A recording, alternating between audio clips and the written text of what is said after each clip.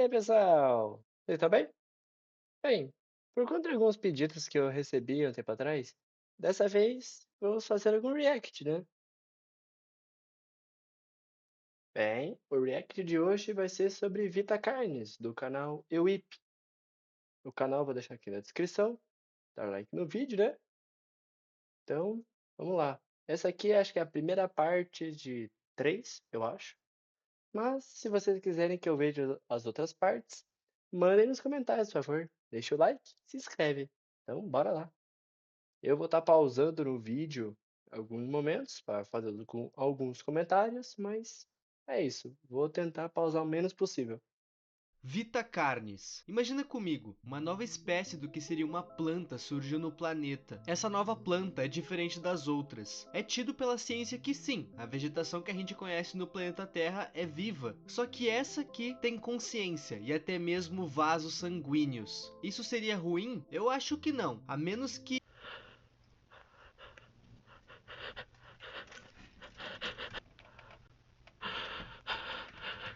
Senhoras e senhores, É, sejam bicho muito feio. bem-vindos a Vita Carnis. Ah, pela introdução, Vita Carnes é basicamente um universo onde os veganos comem carne também.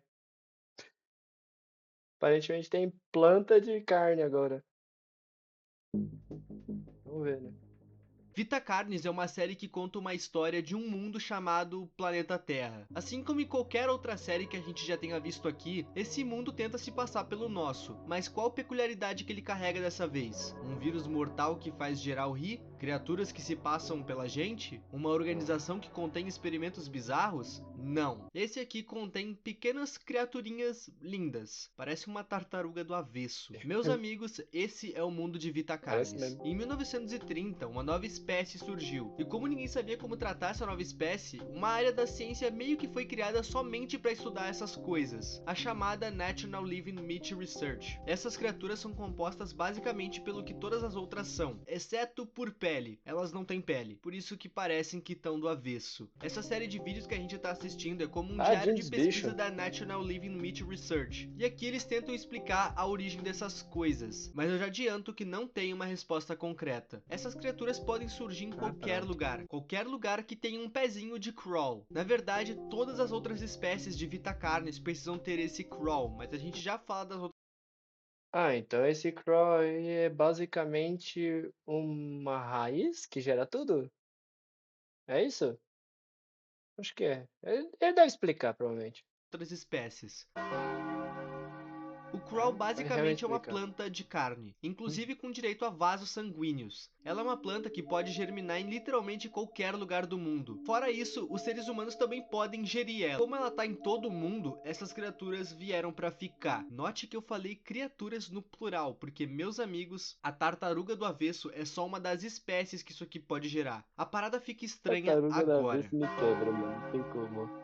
Esses bichos aí são os que a gente viu. Assim que ele sai do crawl, ele vai explorar. Ele nasce pequenininho e na fase adulta dele, ele não cresce muito não. Fica mais ou menos do tamanho de uma bola. Esses bichos comem basicamente lixo e restos de outros animais. Mas na cadeia alimentar Tá. no geral, eles que são o almoço. Os coitados não tem nem tamanho para bater algum animal. Por isso só O bicho tem 20 centímetros de altura, Zé. comem resto. Eles são bem Tá bom. inofensivos para humanos, tanto que alguns humanos domesticam essa coisa. Isso Meu Deus, isso é bizarro. Olha a cara dessa coisa. daí é bem nojento. Cobra de. Tá. Cobra de carne. Coisa bizarra, parte 2. Vamos ver. Bem o que o nome sugere, é uma cobra de carne, que lembra bastante um piolho de cobra, só que enorme. Quer dizer, Meu enorme Deus. depois de adulta, porque quando isso aqui é recém sai do crawl, ele é quase do tamanho de uma moeda. Por mais Tá, e a impressão minha, o bicho tem a mandíbula dividida em três. Cadê? Meu Deus, essa coisa é muito feia. Olha a cabeça de. Calma aí, eu tô na frente aqui. Eu tô na frente. Mano, olha a cara dessa coisa. Que coisa bizarra. Tá, vamos voltar aqui pro canto aqui. Vamos, vamos ver o que que essa coisa aqui tem pra oferecer pra gente. enorme. Quer dizer, enorme depois de adulta, porque quando isso aqui é É, recém sai do crawl, ele é quase do é realmente aqui, ó. Boca dividida em 3 pedaços. Isso não é muito útil, mas. E por que eu tô questionando também, né?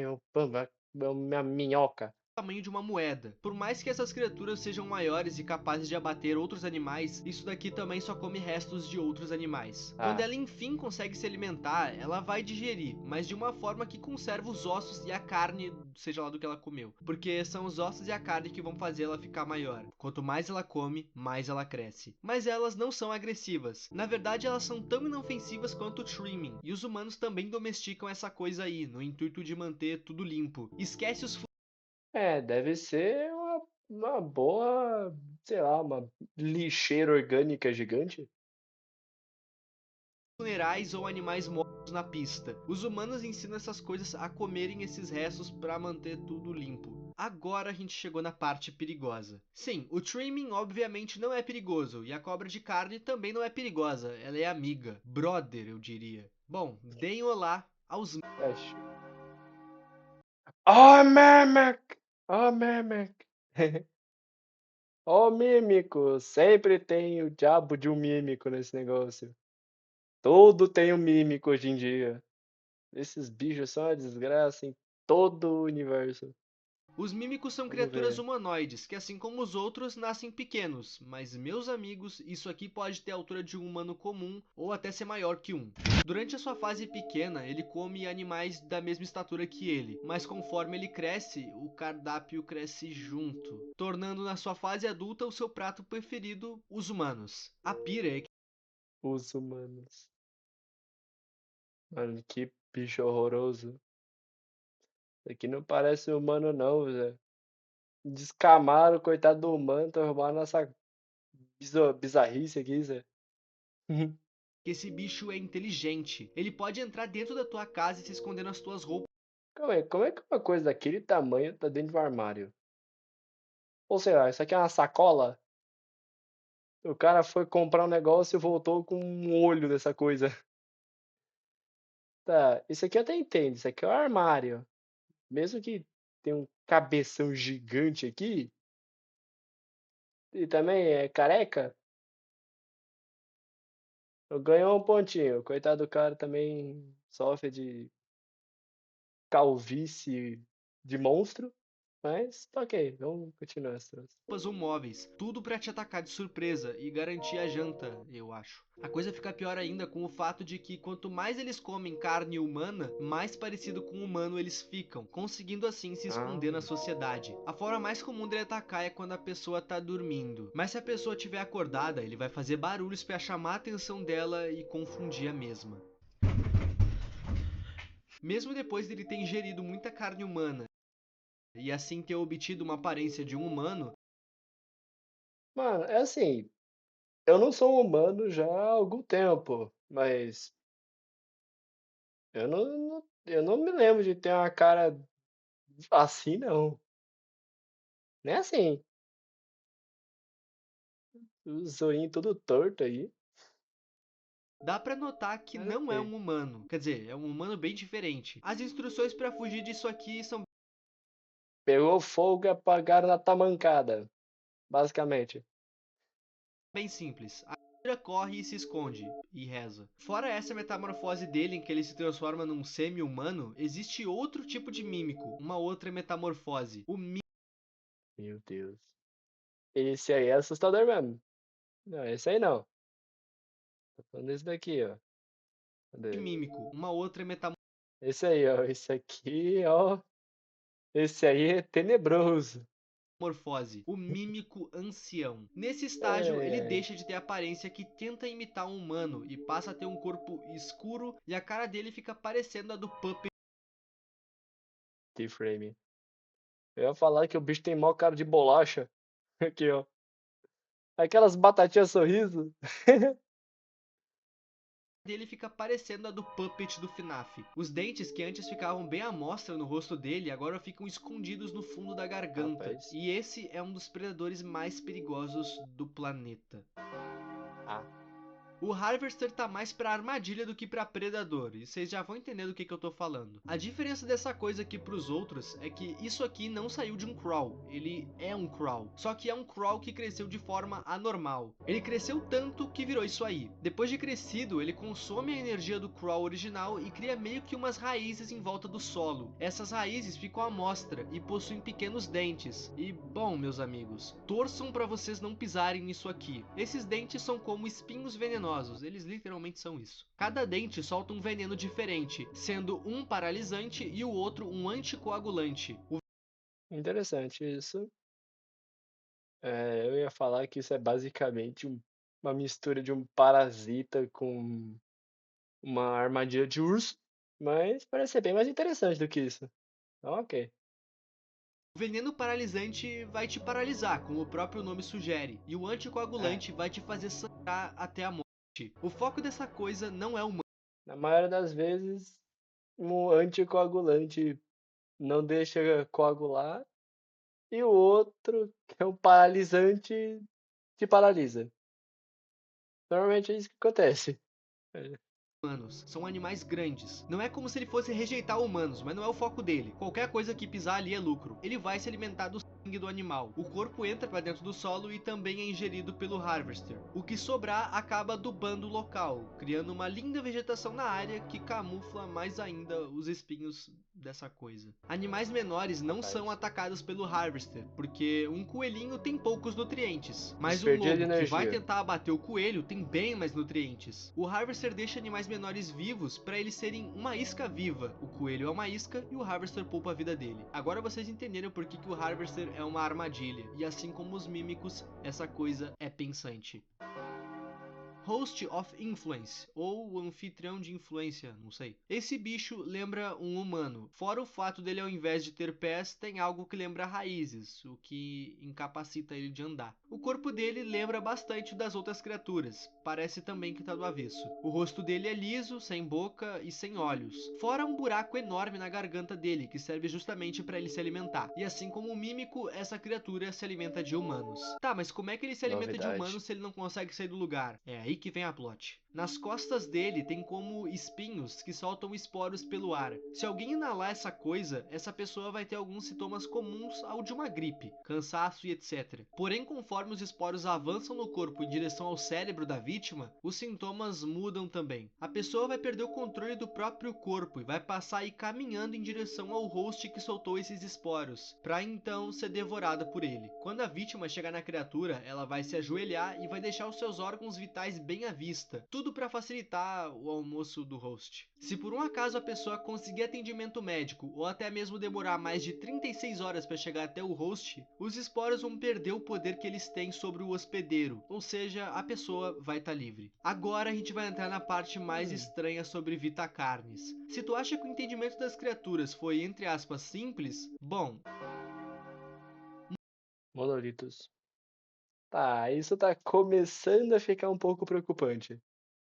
Por enquanto é só uns bichos de carne, alguns comem humano, alguns outros são simplesmente uns bichos esquisitos, feito de carne, mas ok. Agora, monolitos? Hum, devemos se preocupar, gente? Eu acho que ainda não, vamos ver. Monolith é uma criatura que surgiu uns anos à frente do resto das outras. Enquanto a maioria foi descoberta em 1930, esses foram vistos só em 1972. Foram encontrados apenas 7 criaturas. E, bom, eles são muito grandes. Essas criaturas ficam em um círculo e não se movem. A humanidade já tentou várias vezes contato com essas coisas, e todas essas tentativas foram hostis, tanto pela parte dos humanos querendo atacar essas coisas, quanto pelo lado das criaturas se defendendo. Mano, pega o parado, não bate. Enquanto o bicho tá parado, não bate, tá ligado? É isso que dá ruim em toda obra. O ser humano vai e quer bater na coisa, apanha feio. Então, deixa o bagulho aí, vai, por favor. De forma agressiva. É dito que essas criaturas já foram hostis no passado, mas que agora são